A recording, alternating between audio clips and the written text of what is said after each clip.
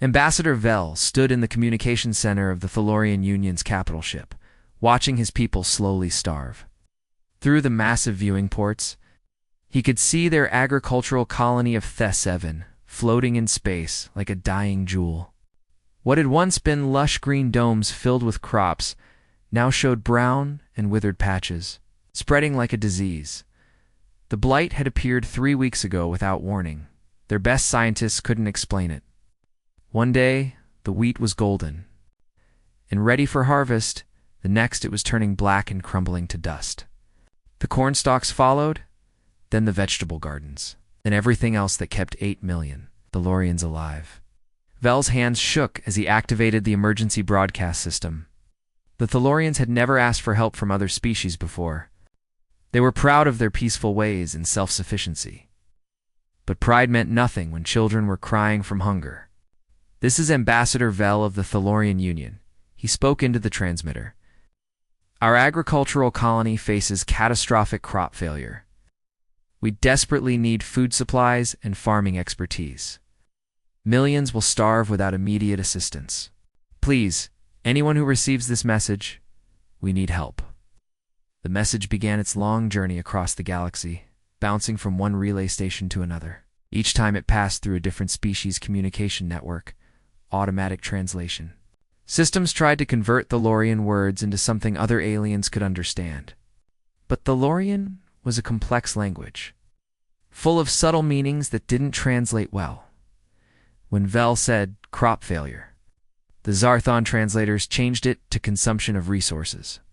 When he mentioned catastrophic, the hegemony systems interpreted it as under siege. His plea about immediate assistance became colony defense required.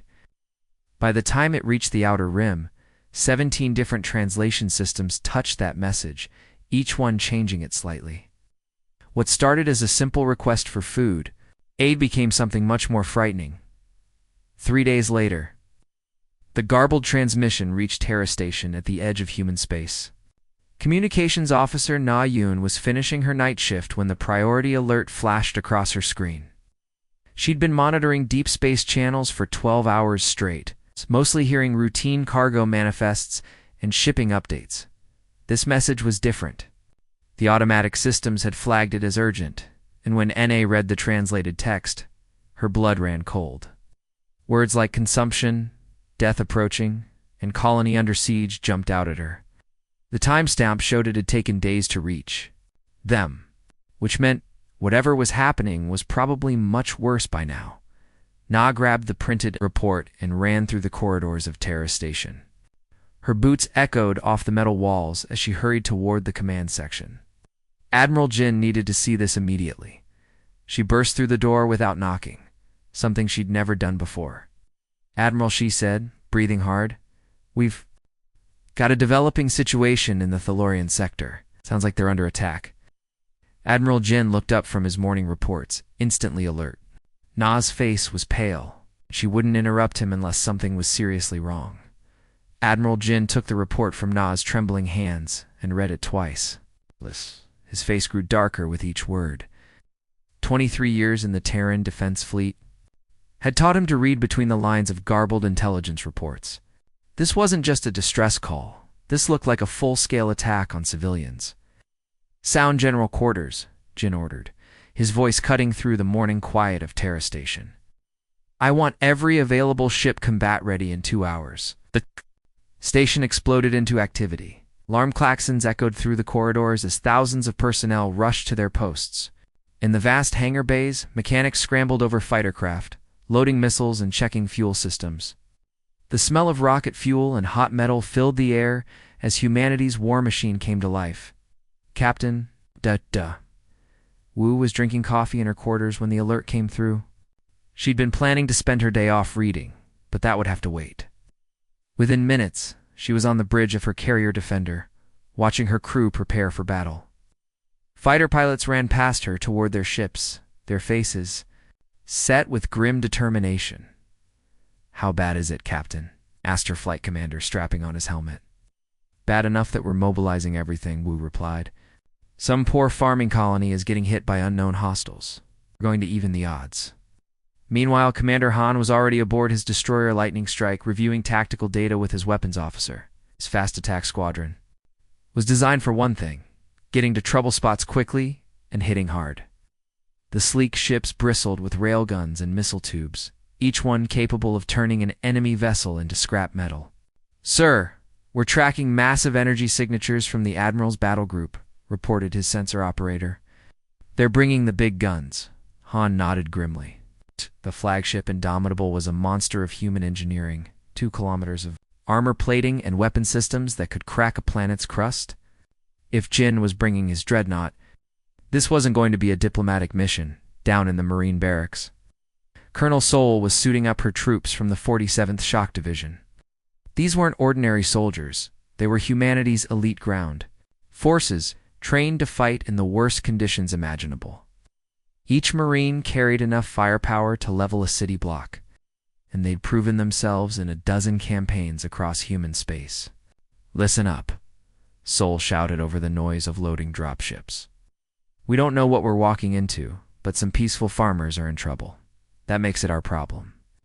Check your gear twice, watch your squad leader's back, and remember, we don't leave anyone behind." The Marines cheered, their voices echoing off the metal walls. They'd trained for this their entire careers, protecting those who couldn't protect themselves. Lieutenant Tay stood in the command center, watching tactical displays light up with ship positions. The numbers were staggering: 3 full battle groups representing enough destructive power to sterilize an entire star system. "Sir," he called to Admiral Jin, "we're packing enough firepower to glass a continent." Jin's expression was stone cold as he watched the final preparations. "Good," he replied. "If someone's picking on peaceful farmers, they're about to learn why that's a very bad idea." The space around Thes-7 had been peaceful and quiet for centuries. Thylorian cargo ships moved slowly between the agricultural domes, carrying crops to feed their people. The only sounds were the gentle hum of farming equipment, the soft chatter of workers tending their fields. Then reality tore open. 3 massive rifts appeared in space as the human fleet dropped out of hyperspace. The Indomitable emerged first, its 2-kilometer hull bristling with enough weapons to destroy a small moon. Behind it came dozens of other warships, carriers, destroyers, cruisers, and support vessels moving in perfect formation like a deadly dance. Admiral Jin stood on his bridge, watching tactical displays light up with targeting data. All ships maintain battle formation. Fighters establish patrol patterns. Marines prep for immediate deployment. Within seconds, the sky around Thesavon filled with human fighter craft. Sleek interceptors screamed through space in tight formations while heavy bombers took position for orbital strikes. Dropships launched from carriers, their heat trails cutting bright lines against the darkness. On the agricultural moon's surface, Farmer Kess was checking his withered wheat fields when the shadow fell across his dome. He looked up through the transparent aluminum ceiling, and his 4 hearts nearly stopped beating. What should have been empty space now showed the dark silhouette of a human dreadnought, so massive it blocked out half the stars. "Mira, come quickly," he called to his mate, his voice cracking with fear. "Look at the sky." Mira rushed over, carrying their younglings. When she saw the fleet above them, she nearly dropped the children. "Those aren't cargo ships," she whispered. "Those are warships, hundreds of them. Across the colony, millions of." Thalorians pressed against viewing ports and observation decks, staring in horror at the armada surrounding their world. They'd expected maybe 3 or 4 relief vessels carrying food supplies and farming equipment. Instead, they'd received what looked like an invasion force capable of conquering their entire sector. The human ships moved with terrifying precision. Fighter squadrons swept through patrol routes while larger vessels took strategic positions around the moon. Every movement was calculated, professional, and absolutely lethal. This wasn't a rescue mission. This was preparation for total war. "Great. "Spirits preserve us," Farmer Kess whispered, watching human fighters streak overhead in attack formations. Their engines created sonic booms that rattled his dome's structure. What have we done to deserve this? Young Thalorians who had never seen violence in their peaceful lives now watched drop pods launching from human carriers. Each pod contained enough Marines and equipment to level entire city blocks. The humans weren't just arriving, they were deploying for ground combat. In the colony's communication center, technicians frantically tried to contact the fleet. Unknown vessels. This is Theo 7 Colony Control. Please identify yourselves. We sent no hostile signals. We only asked for food aid. But the humans were too busy establishing orbital dominance to answer civilian calls. They'd come expecting to fight unknown enemies who had attacked peaceful farmers. Every scanner sweep, every weapon system activation, every troop deployment was designed for one purpose: to destroy. Whatever had threatened the Thylorians, the peaceful farmers had never seen organized violence on this scale. It defied their comprehension that any species could coordinate such overwhelming force so quickly and efficiently, Ambassador. Vel's hands shook as he activated the emergency communication system in the colony's control center. Through the viewing ports, he could see human warships spreading across the sky like metal vultures. Fighter craft buzzed between the agricultural domes, their weapons clearly visible even from a distance. Unknown fleet, this is Ambassador Vel of the Thylorian Union. His voice cracked with panic as he spoke into the transmitter. Please, we meant no hostility. We only asked for food. Our crops are dying and our people are starving. On the bridge of the Indomitable, Captain Bo heard the transmission through layers of static and translation errors. She turned to Admiral Jin with a puzzled expression. Admiral, they're claiming this is about food shortages, not an invasion. They keep saying they only asked for food. Jin stepped closer to the communication console, listening to the desperate alien voice. Through the bridge's main view screen, he could see the Thylorian colony spread out below them. What he saw confirmed his worst fears. Massive agricultural domes with brown, withered crops visible through their transparent walls. Dark patches spread across what should have been green farmland. Biowarfare, Jin concluded grimly, pointing at the tactical display. Someone hit their crops with engineered blight. It's a classic softening tactic. Destroy their food supply first, then move in when they're weak and desperate. Captain Bo frowned at her console as more frantic messages came through. Sir, they seem genuinely confused about why we're here. In force, they keep asking about cargo ships and food supplies. Jin nodded, his expression grim. Of course they're confused. Poor farmers probably don't even know who attacked them yet. Whoever did this used biological weapons, invisible, silent, and deadly. Valerians might not even realize they're under attack. On the surface, Farmer Kess and his family huddled in their dome, watching human dropships circle overhead like mechanical predators. Why are they deploying so many soldiers? Mira asked, holding their younglings close. We're just farmers. We have no weapons, no armies. What could we possibly do against such a force? The Thylorian Communication Center kept broadcasting the same message over and over. Human fleet, we thank you for responding to our request, but we only need food supplies. We have no military threats here. Please, our children are hungry. But the humans weren't listening to the words. They were looking at the evidence. Their sensors showed a once prosperous agricultural world now devastated by systematic crop destruction. Their military minds saw a pattern that the peaceful Thylorians couldn't recognize. Keep scanning for hostile vessels. Jin ordered his sensor operators. Whoever did this might still be in the system, waiting to finish the job. We need to find them before they can complete their attack. Lieutenant Tay called out from his station. Sir, I'm detecting no hostile signatures, but the biological devastation down there is extensive. This wasn't natural crop failure. The Thylorians watched human forces deploy around their moon like a protective metal shell, their massive ships taking defensive positions. What the humans saw as protection, the peaceful farmers saw as overwhelming force that could crush their entire civilization without effort. Neither side understood that they were both trying to help each other, but speaking completely different languages of war and peace. Long-range sensors operator Jun had been staring at empty space readings for the past 20 minutes when his console suddenly erupted with warning signals. Red lights flashed across his display as dozens of new contacts appeared at the very edge of the star system. His training kicked in immediately, Unknown vessels meant potential threats. Admiral. Multiple contacts dropping out of hyperspace? At system's edge, Jun called out, his voice cutting through the bridge's tense atmosphere. Configuration unknown, but they're massive.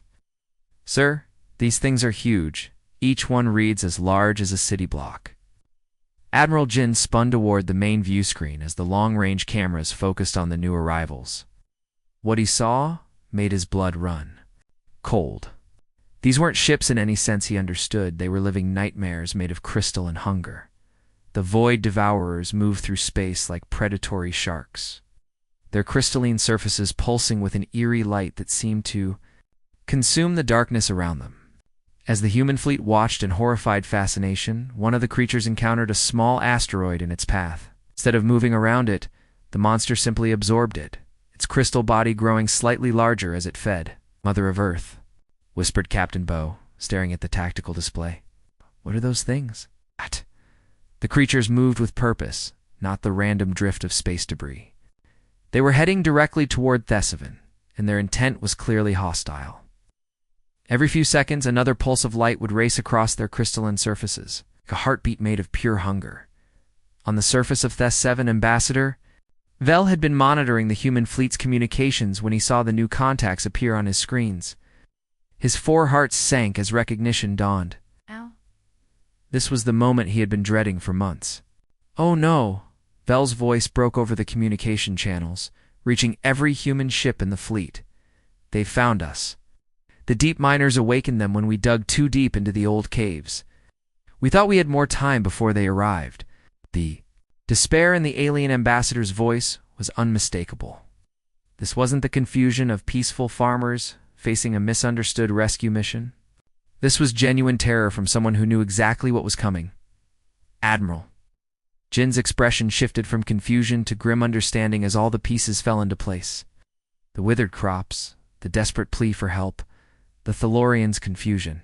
About his military response, it all made sense now. The peaceful farmers hadn't been attacked by enemy forces. They'd accidentally awakened something far worse. So that's the real enemy, Jin said, his voice carrying across the bridge with deadly calm.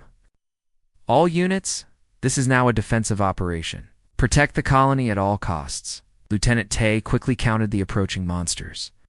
Sir, I'm reading at least 40 of those things, and they're accelerating toward the colony. What it seemed like massive overkill just minutes ago suddenly looked like barely enough firepower.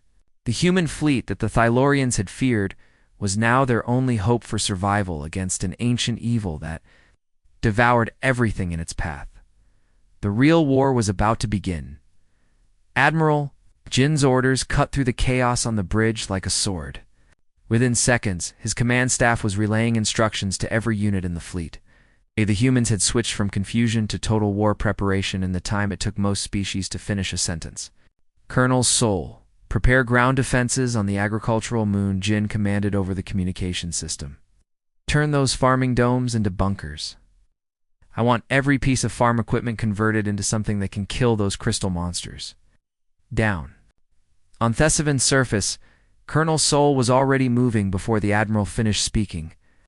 Her Marines poured out of dropships like a green tide, carrying massive weapons and construction equipment. They'd trained for this exact scenario, turning civilian infrastructure into military strongpoints. Listen up, Marines. Sol shouted over the noise of landing ships. Those grain silos make perfect artillery positions. I want plasma cannons mounted where the corn used to grow. Engineering teams rig the irrigation systems to carry liquid fuel instead of water. We're turning this farm into a fortress. The Thalorian farmers watched in stunned amazement as their peaceful world transformed before their eyes. Human soldiers moved with incredible speed and efficiency, treating the approaching nightmare like just another day at the office. Where they had grown wheat yesterday, Marines were now setting up anti-armor weapons. Sergeant Ko laughed as he helped move a plasma cannon into position. Hey, at least we won't have to worry about damaging the crops, he joked to his squad. They're already dead. Ambassador Vel stood at his observation window, watching human. Engineers convert their water pumps into fuel delivery systems for flame weapons. They treat this nightmare like routine procedure. He marveled to his aide. Look at them. They're actually joking while preparing for battle against creatures that devour everything they touch. The humans worked with a casual confidence that the peaceful Thalorians had never seen. These soldiers didn't seem afraid of the approaching void devourers. If anything, they seemed eager to test their weapons against something new.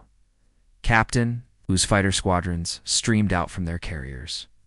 In perfect formation, "I want fighter screens between the devourers and the colony," she ordered her pilots. "Nothing gets through to those farmers. Nothing." Ow. Taking positions that would put them directly in the path of the crystal monsters. They flew like they were heading to a training exercise. It's not a battle against ancient horrors. Meanwhile, Commander Han's destroyers moved into intercept positions around the system's edge. The sleek warships hummed with power as their railguns charged up, each one capable of punching holes through asteroid-sized targets. "Sir, these crystal things look tough, but they're not expecting organized resistance," Han reported to Admiral Jin. "They've probably been feeding on helpless prey for millennia." Jin's smile was cold as winter space. "Then they're about to get educated about what happens when they mess with human-protected territory. Open fire when they reach the outer marker." Peaceful agricultural Moon had become humanity's newest battlefield. And the Void Devourers were about to learn why attacking human allies was a fatal mistake. The first railgun shot from Commander Han's destroyer lit up space like a miniature star. The tungsten round, traveling at a significant fraction of light speed, punched clean through the lead Void Devourer's crystalline body. For a moment, the creature seemed stunned, then it simply regenerated around the hole and kept coming. "Well, that's new," Han muttered from his bridge. "Call ships, continuous fire. Don't give them time to heal." Space around the 7 erupted into a light show of destruction. Dozens of human warships opened fire simultaneously, their weapons painting brilliant streaks across the darkness. Kinetic rounds hammered into crystal carapaces while plasma beams carved glowing scars through the devourer formations. The creatures had spent millennia feeding on helpless prey, defenseless ships, isolated colonies, anything that couldn't fight back. They'd never faced coordinated military resistance, and it showed. They flew straight at the human fleet like mindless beasts, expecting their prey to run or hide. Instead, they met Admiral Jin's battle groups, direct hit on the lead formation. Weapons officer recalled out from her station, watching her targeting display light up with successful strikes. Crystal fragments are spreading across a 2-kilometer radius. But more keep coming. The Void Devourers adapted quickly, their formations, shifting to present smaller targets. But human military doctrine had been refined through centuries of warfare. Every move the creatures made, the humans had a counter for. Fighter pilot San dove his interceptor through a cluster of smaller devourers, his squadron trailing behind him in perfect formation. "They're adaptive, but not fast enough," he reported. Over the communication channel, "Concentrate fire on the big ones. The little ones follow their lead." His missiles found weak points in the crystalline armor where the creatures' bodies connected to their feeding appendages. Explosions blossomed like deadly flowers as human. Ordnance tore through alien flesh that had never known pain. On Thesavin's surface, the Thylorian population crowded around communication centers and observation posts, watching battle feeds in stunned silence. Their peaceful minds could barely process what they were seeing. The humans fought with mechanical precision, treating an existential threat to their world like just another military operation. "Look how they coordinate," whispered Ambassador Vel, watching 3 destroyer squadrons execute a complex flanking maneuver. Every ship knows exactly where to be, exactly when to fire. It's like watching a deadly dance. When Lieutenant Park's fighter took a direct hit from a devourer's energy beam, his wingman immediately called for backup. Within seconds, a fresh pilot was launching from Captain Wu's carrier to fill the gap in their formation. The humans didn't mourn their fallen. They simply adapted and continued fighting. "They treat their own casualties like broken equipment," Vel observed with amazement. "Repair what can be fixed, replace what can't, and keep fighting." The Thalorians had never seen anything like it. Where their people would stop to grieve and discuss, the humans simply rotated fresh units into combat without missing a beat. Death was just another tactical problem to solve. The battle raged on, and humanity's war machine ground forward relentlessly. The orbital battle had been going well until three massive void devourers broke through Captain Wu's fighter screen. Their crystalline bodies, each the size of a city building, plummeted toward Thess-7's surface like falling mountains. They crashed into the agricultural zones with devastating impact, sending shockwaves through the farming domes. Colonel Sol watched the impacts from her command post and immediately activated her communication system.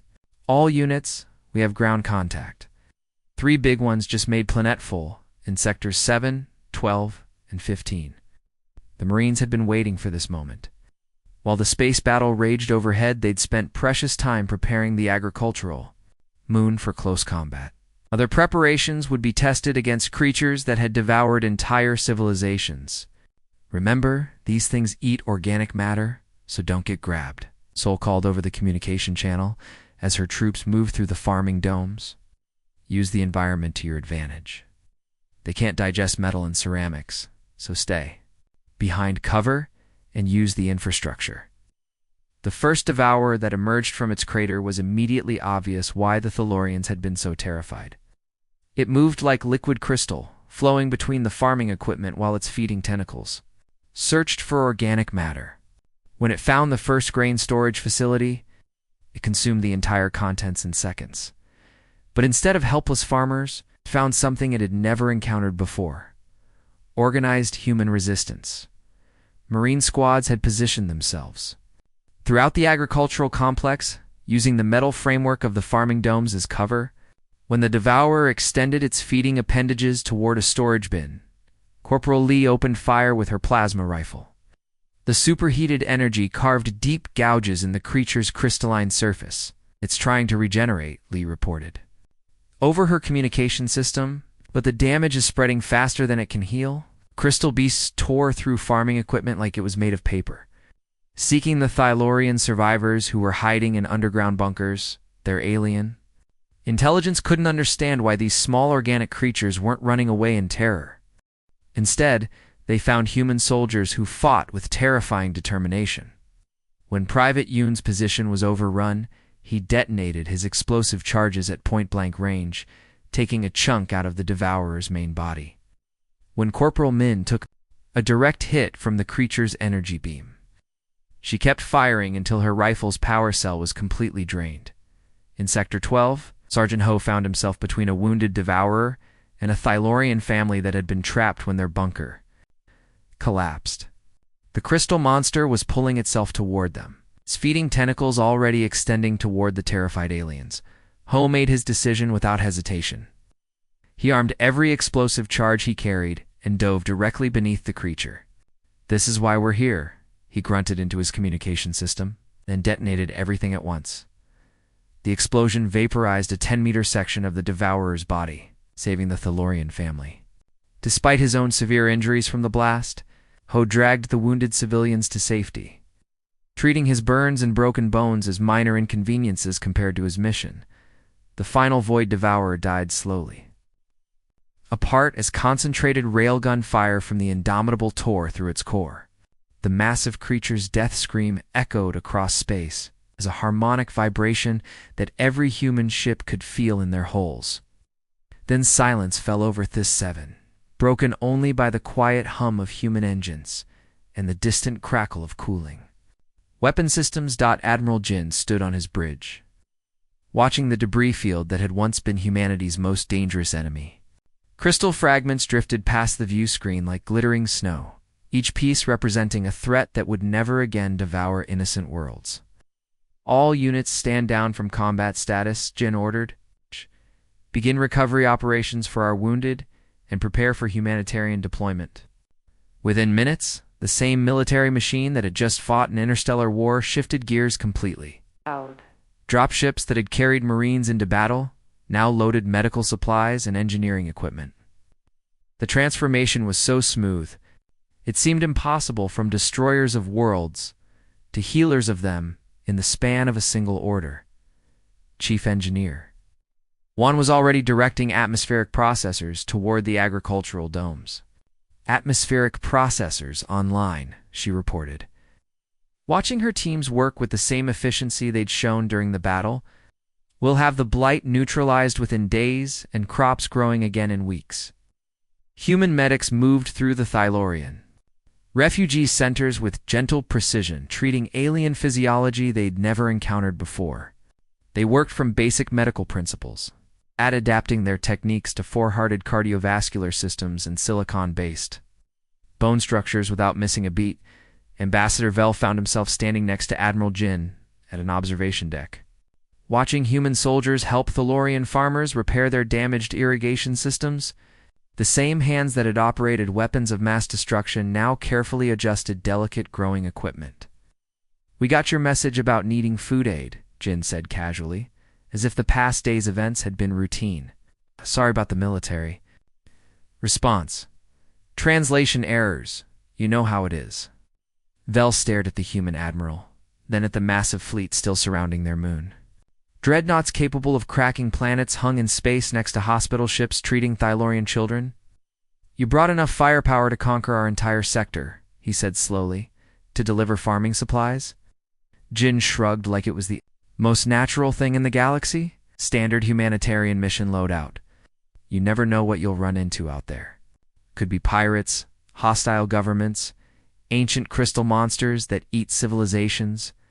Better to be prepared." The casual way he mentioned ancient crystal monsters as just another possible obstacle made Vel's head spin.